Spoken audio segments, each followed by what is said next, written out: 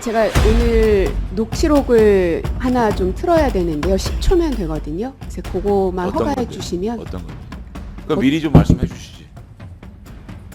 뭐 어떤 말이야? 어떤 건지 이제 질의를 들어가야지. 아니 그러니까 설명을 이제 하면 아니 그럼 질의 무슨 내용을 중간에 얘기하는 게 그냥 아니고 아니 그거는 제가 승인할 수가 없죠. 네. 아니 제목이 뭔데요? 누구 녹취록인데요? 제목? 네. KBS 내부에서의 발언입니다. 그거는 신뢰성이 보장된 거 아니지 않습니까? 확실한 거. 글쎄. 아니 왜냐하면 자막으로만 하면 제가 말을 만들어낸 걸로 오인하실 수 아니요, 있잖아요. 그렇지는 않을 그리고 겁니다. 어차피 공개될 수밖에 없는 내용이거든요. 그러니까. 근데 이제 위원장께서 허락을 안 해주시면 오히려 더 이게 안 좋게 보여질 수 있으니. 아니 근데 예를 들어서 10초면 됩니다. 어떤 사람이 그 시간 안에 할 겁니다. 어떤 사람, 그러니까 고민정 의원님은 충분히 면책 특권이 계신 분인데 이분은 육성으로 이렇게 되는 거는 그러니까 굉장히 오해의 그 문제 소지가 없습니다. 그 그냥 문제 하시죠. 없으니까 하는 겁니다. 그냥 하시죠. 그냥 하시죠. 자, 7분을 예. 주시면. 그 전에 그 마이크를 좀 하나 준비를 해주실래요? 앞에 나오시려면 시간이 자꾸 많이 걸려서. 예, 핸드 마이크 준비해 주십시오. 네, 보도본부장, 그 다음에 편성본부장, 라디오 센터장에게 하나씩 좀 답변을 드려야 되니까 마이크를 옆에서 준비해 주시면 좋겠습니다. 웬만하면 결산안에 관련된 질의 부탁드립니다.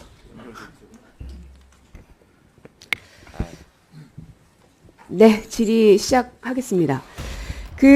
박민 사장은 지금 현재 이제 방송법과 KBS 편성 규약에 대해서는 다 숙지가 되셨죠? 예. 예. 방송법 4조 2항, 누구든지 방송 편성에 관해서는 어떠한 규제나 간섭도 할 수 없다. 알고 계실 테고요. 예. 예. 그리고 KBS 편성규약 6조 3항을 보시면 취재 및 제작 책임자는 방송의 적합성 판단 및 수정과 관련해서 실무자와 성실하게 협의하고 설명해야 한다라는 조항도 있습니다. 알고 계십니까? 예, 알겠습니다. 네.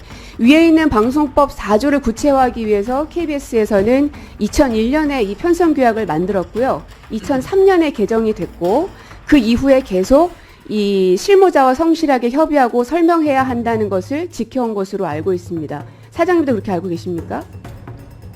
예. 네. 그러면 예전에 그 세월호 참사가 있었을 때 이정현 전 홍보수석이 방송법을 위반해서 유죄 판결 받은 거 기억하시죠? 예, 뭐 정확한 내용은 기억 안 나지만 그런 게 있었던 건 기자이셨는데 네. 모를 리가 없지요. 그만큼 방송법을 사법부에서도 중요하게 판단한다는 아주 역사적인 사건이었는데요. 그러면은 편성규약을 위반했을 때 방송법 제가 방금 말씀드렸던 편성규약과 관련된 방송법 그리고 KBS 편성규약 6조 3항에 해당되는 실무자와 성실하게 협의하고 설명하라 라는 규약이 위반됐을 때 사장은 어떻게 할 겁니까? 어렵습니까 질문이? 편성규약을 위반했을 때 어떻게 하실 거냐 물었습니다.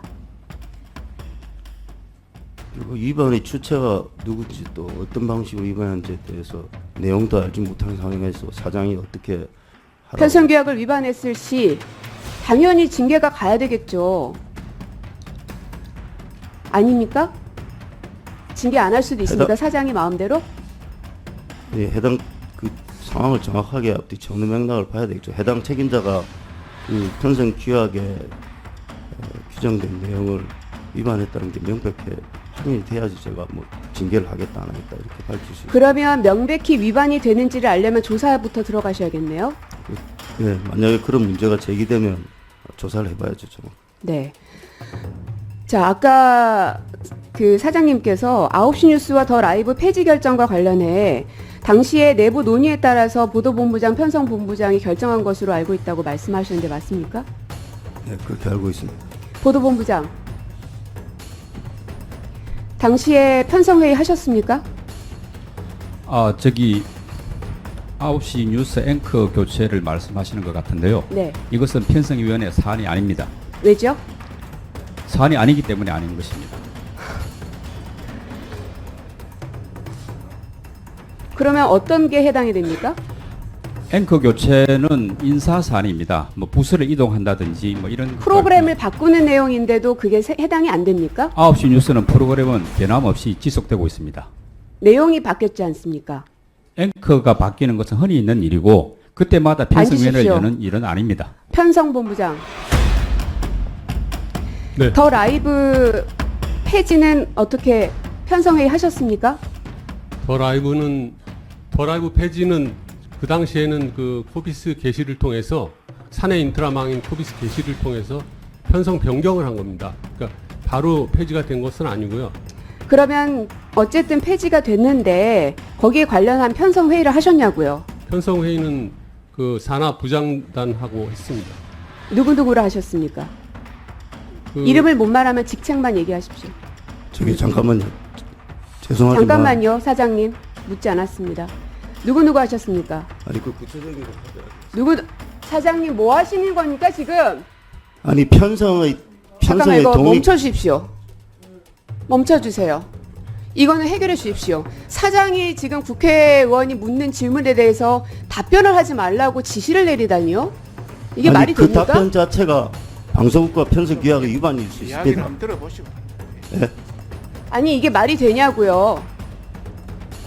저분이 지금 위원장입니까? 과방위? 얘기를 하지 말라고 말을 막다니요? 예전에 그 고대영 사장이 나와가 저런 식으로 답변하지 마 이런 식으로 해가지고 문제가 된 적 있는 거 기억하시죠? 아니, 뭐 하는 제가 관련해서 말씀드릴 기회를 주시면 말씀하겠습니다. 거예요? 지금 답변하는 게 아니잖아요. 자, 편성 그냥 답변하세요. 나중에 답변하게 할 기회를 드릴 테니까 우리 우선 우선 본부장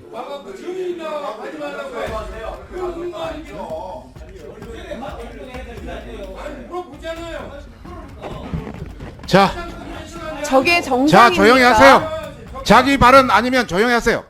자, 어차피 의원님 지금 바- 아니요 위원장님 해결하십시오. 발언하십시오. 사장한테 사과 좀 일단 받고 나중에 가겠습니다. 내가 들어보고 뭘 나중이에요? 하겠습니다.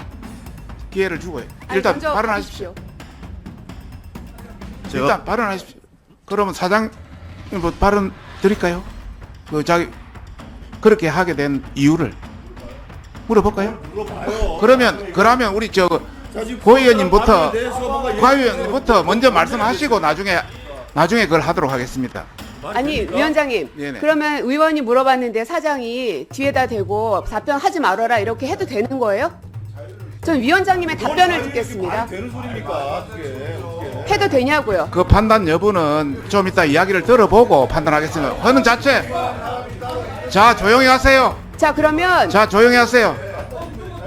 자 위원장하고 자, 조용히 하세요. 박민 사장하고 둘이 그럼 협의하십시오. 조용히 하세요. 해도 되는지 안 되는지. 조용히 하세요. 자 우리 사장님 그렇게 하게 된 뭐 이유가 있습니까? 예. 그 편성 규약 계속 말씀하시는데 편성의 독립과 제작의 자율성은 내부는 물론이고 외부에서도 개입해서는 안 됩니다. 근데 만약에 국회에서라고 잠깐 편성 박민 본부장- 사장 제가 기- 지금 그걸 발언 물었던 기회를- 게 아니잖아요. 고민정 의원님 발언 기회를 그러면- 줬잖아요. 좀 기다리세요.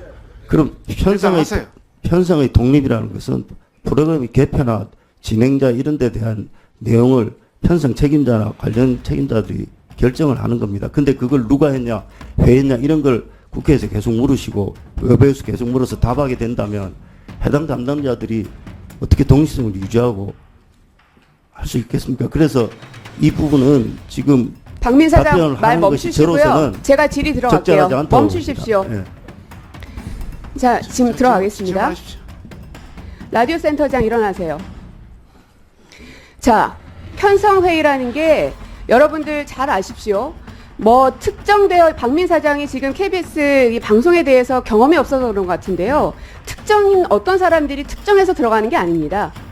라디오 센터 같은 경우에는 센터장, 그리고 CP, 팀장, 그리고 실무자 이렇게 들어가죠. 맞습니까? 네, 대개는 그렇습니다. 박민 사장 아시겠어요? 이런 게 편성회의예요. 그렇지만 모르시면 해당 가만히 당시에 계십시오. 담당자가 있지 않습니까? 자, 그러면 라디오 센터장, 네, 이 편성규약은 의무조항입니까? 권고조항입니까? 의무조항으로 알고 있습니다. 맞습니다. 설명해야 한다라고 의무조항으로 돼 있습니다. 네, 만약에 이 편성 회의를 주최하지 않았을 경우에는 이 의무 조항을 위배한 것으로 보입니다. 라디오 센터에서 그런 적 있습니까? 저희는 사후 편성을 하는 경우가 매우 많습니다.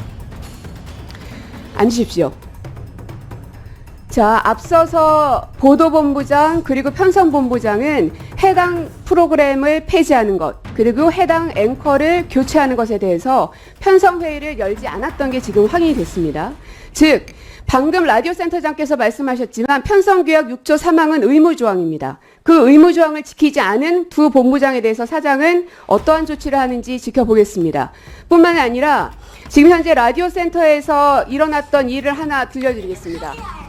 시사에 인호조 진행자를 쓰는 건 아니다.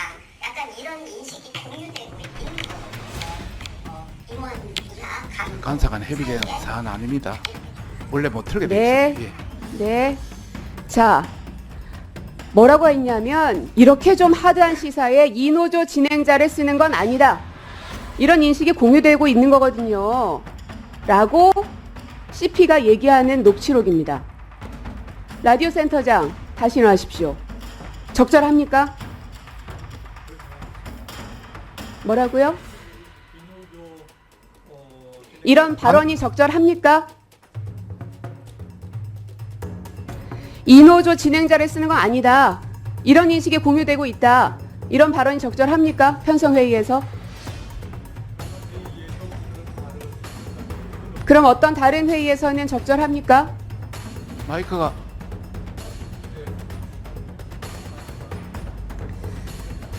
자, 지금 좌표를 찍고 마녀 사냥을 하고 있고요.